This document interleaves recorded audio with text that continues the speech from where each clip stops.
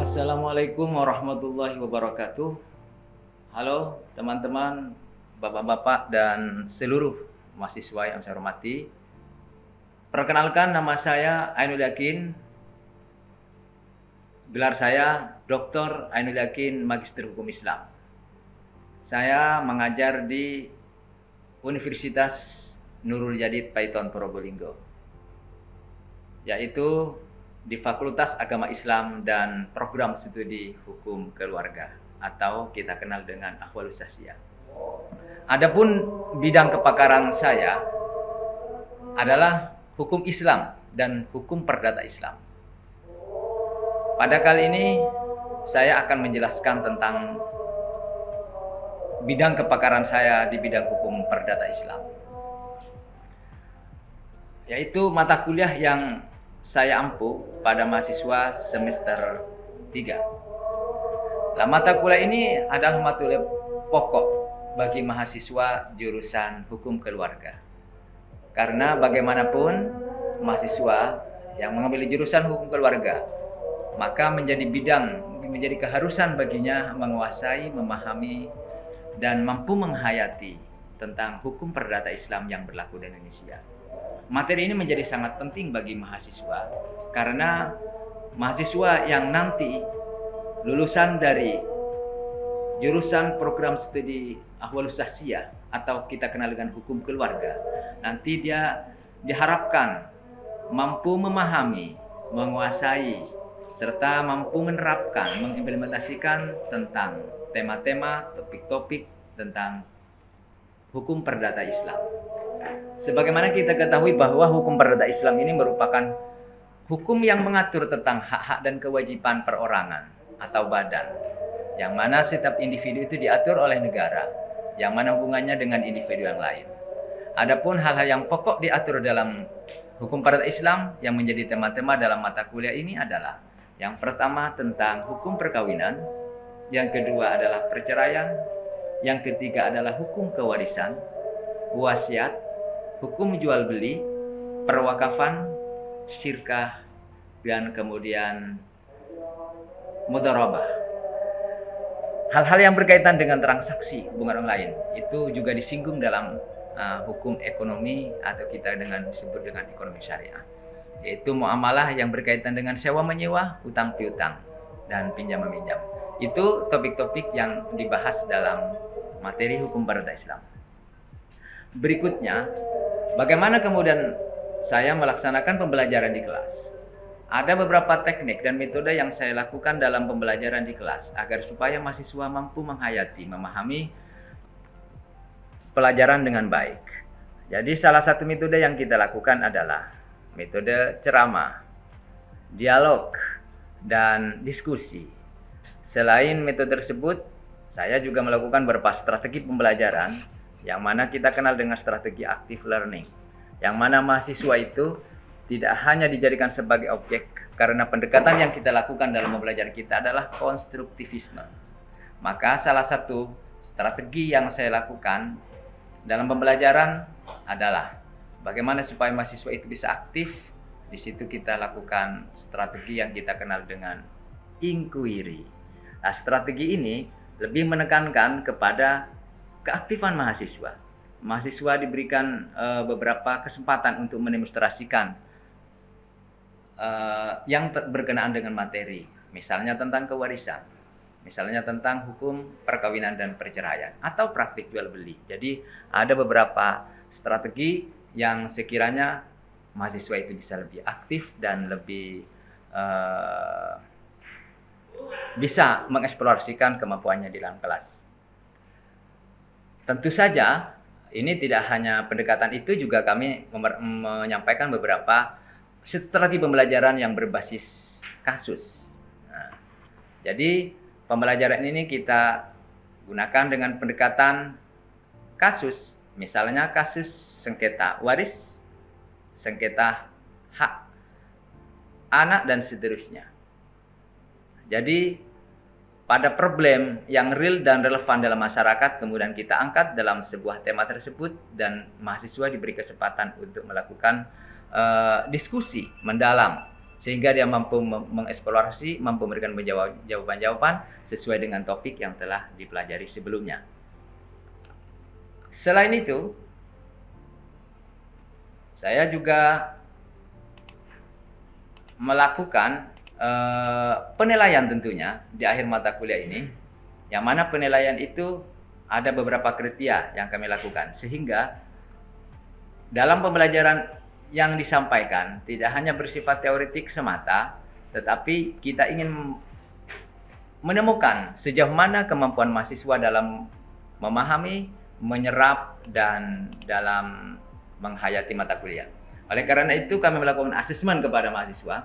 Salah satu asesmen yang dilakukan meliputi beberapa aspek. Yang pertama, aspek penilaian yang dilakukan pertama adalah ujian akhir semester.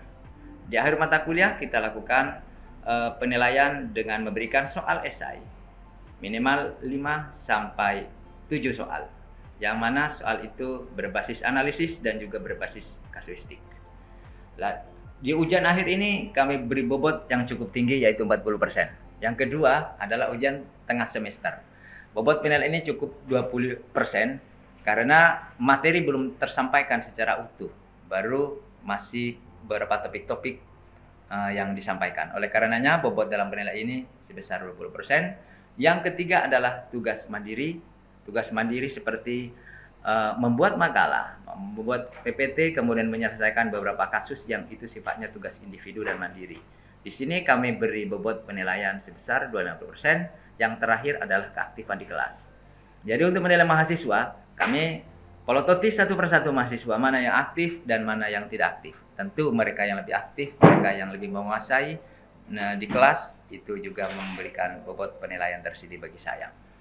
Sehingga dari penilaian itulah kemudian bisa komprehensif di akhir mata kuliah pembelajaran kita dapat menilai mahasiswa secara baik, tentu dengan komprehensif dan objektif.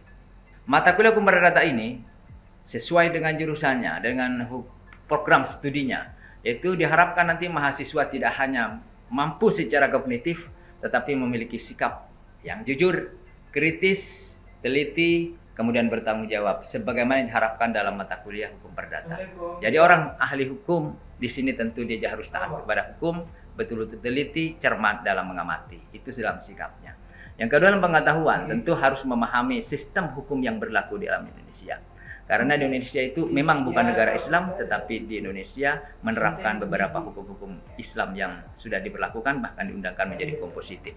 Oleh karena itu, bagaimana sistem hukum yang berjalan dan berlaku di Indonesia, tentu ini harus dikuasai dan dipahami secara kognitif oleh mahasiswa. Selain itu, secara mahasiswa juga secara kritis mampu memahami ketentuan-ketentuan hukum perdata yang berlaku.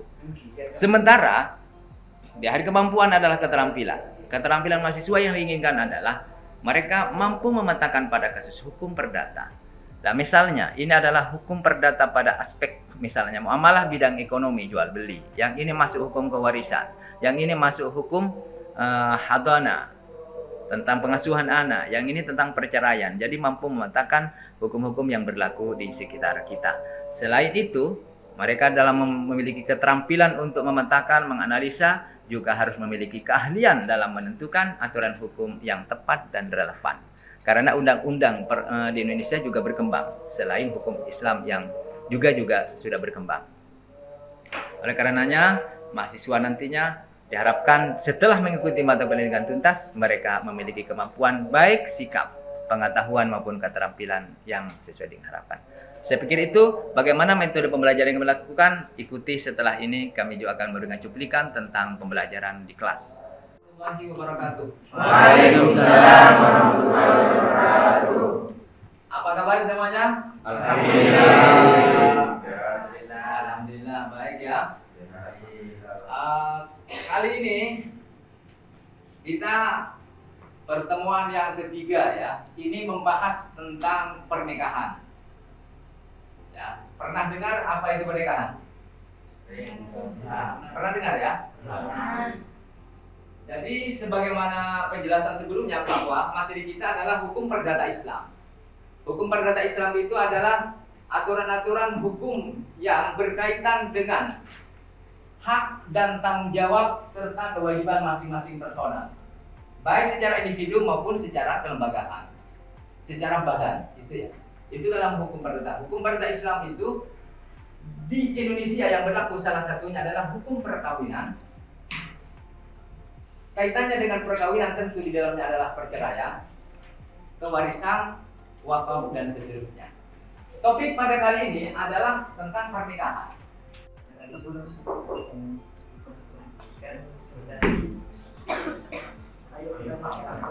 Apa? Nikah nanti? Nikah santuy. Paman. Paman. Nikah santuy. Paman apa paman? Paman.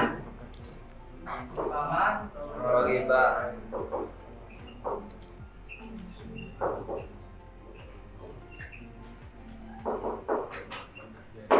Gitu ya. Dulu memasuki tentang materi pernikahan itu apa sebenarnya nikah, baik secara bahasa ataupun secara istilah. Bagaimana nikah menurut hukum Islam maupun undang-undang, ya, maupun undang-undang, kita tentu harus mengetahui materi ini sebenarnya arahnya kemana. Lah tentu ini teman-teman sekalian yang saya banggakan, yang saya cintai adalah jurusan hukum keluarga Islam, hukum keluarga atau kita sebut dengan ahwalus syakhsi, ahwalus syakhsiyah.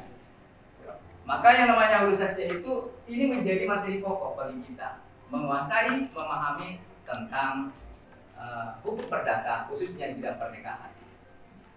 Apa arah tujuannya yang ingin dicapai dari materi ini nanti kalian teman-teman semua setelah mengikuti materi tentang tema pernikahan ini, kalian tahu setidak-tidaknya apa yang dimaksud dengan nikah, baik secara bahasa, etimologi, baik secara istilah, syariat, dan menurut undang-undang perkawinan yang berlaku di Indonesia.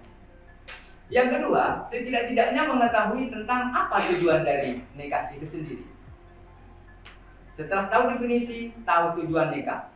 Setelah tahu tujuan nikah, tahu paling tidak syarat dan rukun dalam pernikahan, serta hal-hal yang membatalkan pernikahan atau yang menyebabkan terjadinya perceraian. Paling tidak itu gambarannya. Oke, untuk sebelum masuk ke diskusi, nanti kita diskusi satu persatu. Tentu nanti ada yang mau tanya silakan, ada yang mau dipertanyakan dari materi ini silakan. Pertama tentang pengertian nikah. Pernikahan atau nikah artinya adalah berkumpul atau menyatu, genap atau bahasa yang lainnya zauj. Nikah itu sebenarnya dari bahasa Indonesia yang dipakai bahasa Indonesia itu adalah mengambil dari mengadopsi dari bahasa Arab. Indonesia tidak punya. Indonesia yang punya itu kawin. Nah, makanya undang-undang yang Indonesia itu Undang-Undang Perkawinan nomor 1 tahun 1974 adalah menurut istilah adalah berarti ijab kabul yang mengharuskan perhubungan antara sepasang manusia yang diucapkan dengan kata-kata yang ditujukan untuk melanjutkan pernikahan sesuai dengan peraturan yang berlaku dalam agama Islam.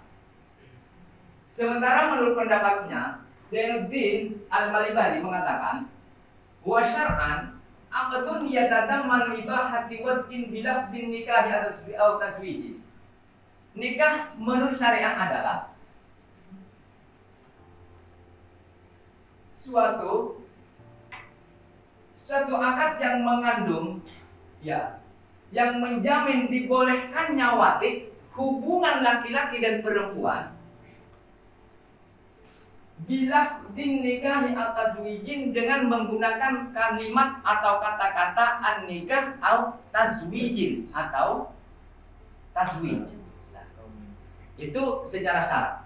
Artinya begini sebenarnya. Pada dasarnya laki-laki dengan perempuan itu kan tidak boleh berhubungan. Laki-laki ini dengan di sini hubungan seperti layaknya suami istri itu tidak boleh. Itu hanya mungkin bisa dilaksanakan kalau itu dilalui dengan yang namanya akad nikah. Jadi yang disebut dengan nikah itu adalah akad, sebuah semacam transaksi ikatan. Sementara menurut undang-undang pasal 1 Undang-Undang nomor 1 tahun 74, perkawinan adalah ikatan batin antara seorang pria dengan seorang wanita, sebagai suami istri dengan tujuan membentuk keluarga atau rumah tangga yang bahagia kekal berdasarkan ketuhanan yang Maha Esa. Mirip-mirip, cuma di sini ditambah berdasarkan ketuhanan yang Maha Esa. Jadi perkawinan itu ada ikatan batin antara mempelai laki-laki dengan mempelai perempuan. Nah, yang tujuannya adalah membentuk keluarga atau rumah tangga yang bahagia kekal. Nah, itu salah satu tujuan. Jadi kalau di definisi undang-undang itu menekankan kepada tujuan, di situ ada penekanan juga ikatan. Ikatan batin antara laki-laki dengan perempuan, ya, ini yang sifatnya sakral, yang tujuannya adalah untuk membentuk keluarga yang sejahtera, bahagia lahir dan batin berdasarkan Tuhan yang Maha Esa. Artinya kalau bagi kita ya berdasarkan Islam, Tuhan Allah, berdasarkan Allah. Nah, oke, sampai di sini dulu. Nanti sebelum masih kira-kira bisa ditangkap ya. Jadi nikah adalah ikatan laki-laki dengan perempuan dengan menggunakan kalimat tazwij atau kalimat an-nikah. Harus itu. Kalau dalam praktiknya nanti begini, saya mengawinkan Muhammad bin siapa dengan misalnya Fatimah binti ini dengan mahar titik-titik dan seterusnya, halal misalnya. Nah, soal nanti bagaimana syarat rukunnya, kemudian di situ ada saksi, di situ ada wali, ada mahar dan seterusnya, itu berikutnya. Paling tidak ada gambaran dulu bahwa nikah itu menurut syara, ya. Menurut syara itu adalah akdun, ya. Dia tahu man ibah hasiwat. Artinya pada prinsipnya laki-laki dengan perempuan itu tidak boleh berhubungan suami istri, watek jima. Itu awalnya haram, tetapi setelah melakukan akad nikah maka menjadi halal. Perantara untuk menghalalkan itu namanya akad nikah. Tentu akad nikah itu harus sesuai dengan syarat rukunnya. Itu yang pertama. Yang kedua, setelah kita mengetahui definisi ini, saya cantumkan beberapa pendapat para ulama tentang nikah. Secara umum itu sama, ya. Secara umum sama.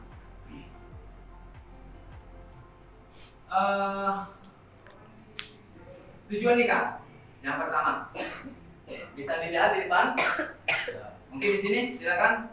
Ini yang pertama Pak, tujuannya.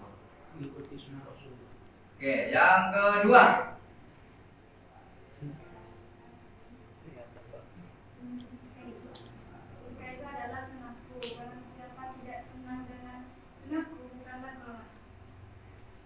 Tujuannya apa nomor 2? Mewujudkan keluarga yang sakinah mawaddah. Oke, ketiga. Mendapatkan keturunan dan menyambung silaturahmi. Oke, lanjut. 4. Memperbaiki kualitas hidup dan menghindari kebaikan. Lanjut. Lanjut. Mendapatkan ketenangan dan ridha Allah. Oke, itu dulu. Nah, ini kadang-kadang yang terjadi saat ini, kadang-kadang mungkin mahasiswa sudah semester 5 atau 7. Ini kan kebelet pengen nikah. Ya. Dia belum memikirkan sebenarnya tujuan nikah yang sebenarnya apa. Apakah hanya untuk melampiaskan hawa nafsu? Entah hanya memenuhi kebutuhan biologis semata, atau memang di sini jelas mengikuti sunnah Nabi. Nah, kadang-kadang kalau benar, ini jelas dalam Al-Quran itu secara teologis kita punya ayat. Wamin ini diterangkan dalam surat Ar-Rum ayat 21. Wa min ayatihi an khalaqalakum min anfusikum azwajan litaskunu ilaiha wa ja'ala bainakum mawaddatan wa rahmah. Inna fi dzalika la ayatin liqaumin yatafakkarun. Apa artinya? Ada yang tahu? Wa min ayatihi, dari sebagian dari tanda-tanda Allah, dari tanda-tanda kekuasaan Allah, an khalaqalakum min anfusikum azwaja. Allah itu menjadikan di antara kalian itu dari jiwa-jiwa kalian itu azwajan pasangan azwajan. Litaskunu ilaiha supaya mencapai ketenangan bersamanya. Wa ja'ala bainakum mawaddatan wa rahmah, dan untuk menciptakan, menjadikan di antara kalian adalah mawaddatan wa rahmah, cinta dan kasih sayang. Inna fi dzalika laayatin liqaumin yatafakkarun. Sesungguhnya hal yang demikian itu adalah tanda-tanda kekuasaan Allah bagi orang-orang yang berpikir. Sebenarnya tujuan utama kalau di sini tujuannya adalah litaskunu ilaiha. Jadi kalau kawin itu bukan hanya murni urusan biologis. You melihat misalnya perempuan ini kok cantik, ini yang suaminya ini banyak kaya misalnya, bukan hanya murni karena itu. Tadi sudah dijelaskan, pertama-tama adalah mengikuti sunnah Nabi. Nabi sudah bersabda, an-nikahu sunnati wa man raghiba an sunnati falaisa minni. Kawin itu, perkawin adalah sunnatku, tradisiku, ini cara hidupku. Ini Nabi menggunakan itu. Faman raghiba an sunnati, barang siapa yang benci, ragibaan, kalau ragiba bersamaan itu artinya benci, tidak senang kepada sunnah tradisi tentang ajaran tindak tanduk Nabi, falaisa minni, maka dia itu bukan umatku yang sempurna. Jadi kalau begitu semata-mata kita ini mengikuti sunnah Nabi kawin. Kalau sudah cocok, dalam jelas dari hadis Nabi jelaskan, ya, karena kecantikannya, karena keturunannya, apalagi karena hartanya, tapi yang terakhir itu karena agama. Jadi orang melihat ini melihat agamanya.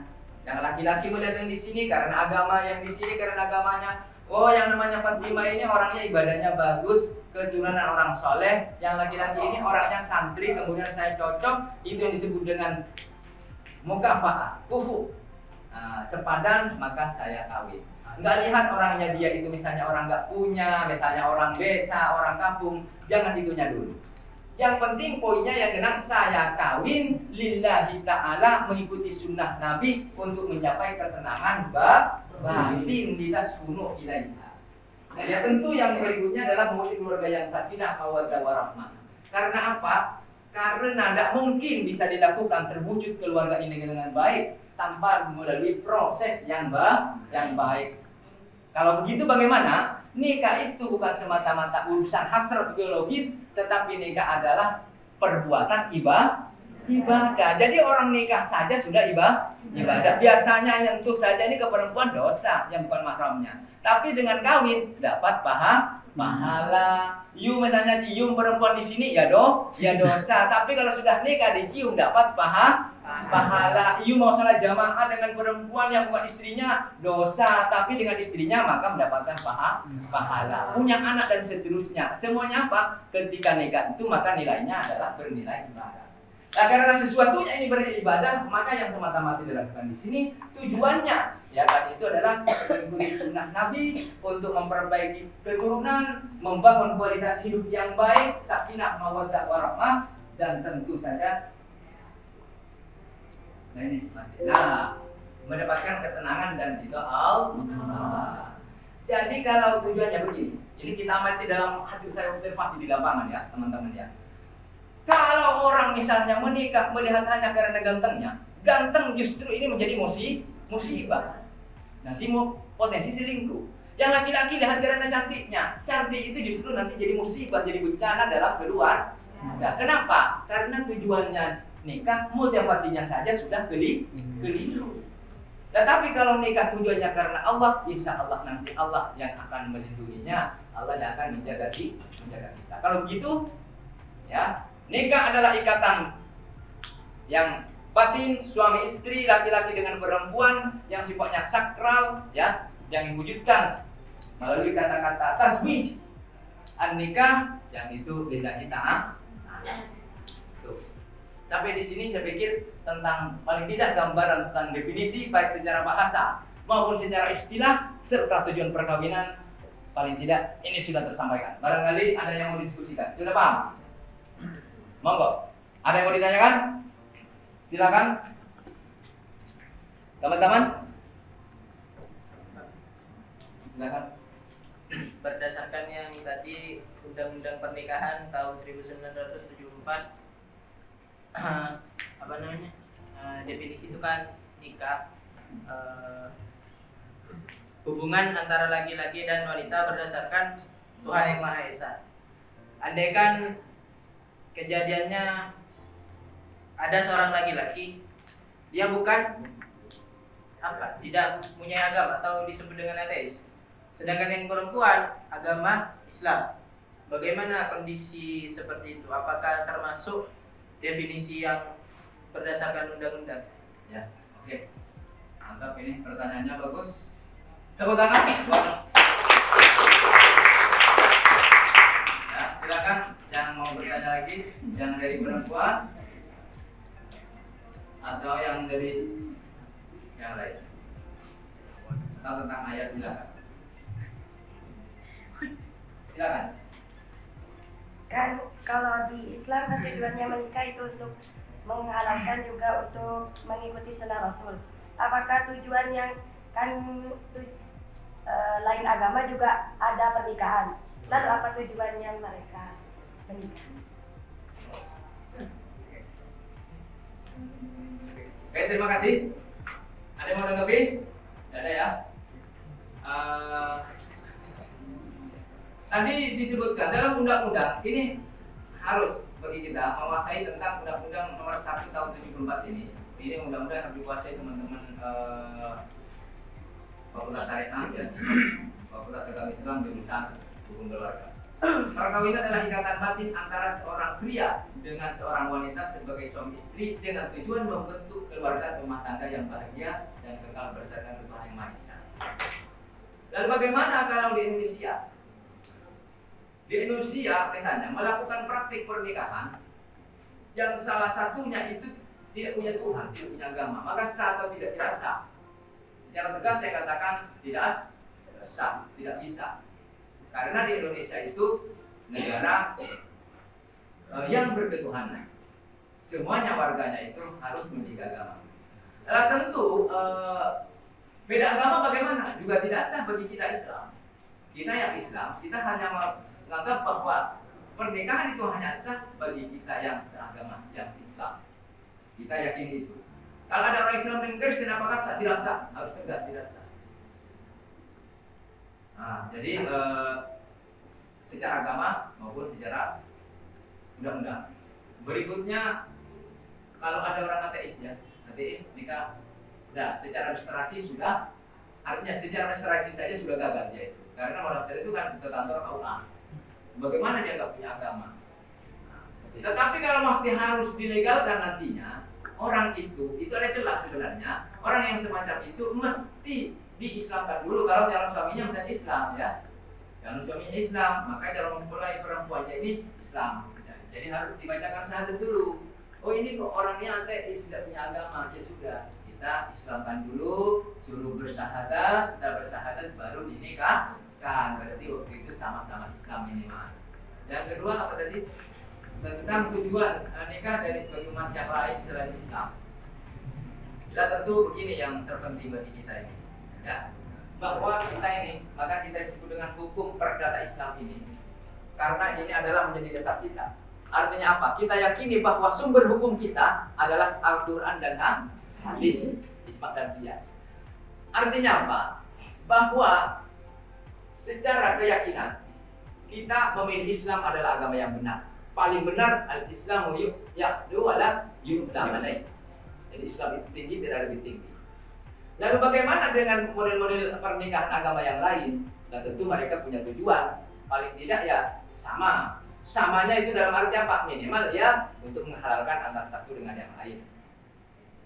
Menghalalkan hubungan biologisnya. Tetapi orang semacam itu bagaimana pernikahannya? Tentu bagi kita yang menggunakan sudut pandang Islam itu tidak sah. Orang semacam itu tidak benar. Kenapa? Secara akidah saja sudah tidak benar, tidak sesat secara akidah. Tetapi karena kita dalam negara yang beragam, maka sikap kita terhadap yang berbeda agama dengan kita, walaupun beda tata cara beribadahnya, tata cara ritual pernikahannya, ya kita harus menghargai. Itulah salah satu cuplikan cara mengajar saya di kelas melalui media offline dan semoga bermanfaat. Terima kasih. Wassalamualaikum warahmatullahi wabarakatuh.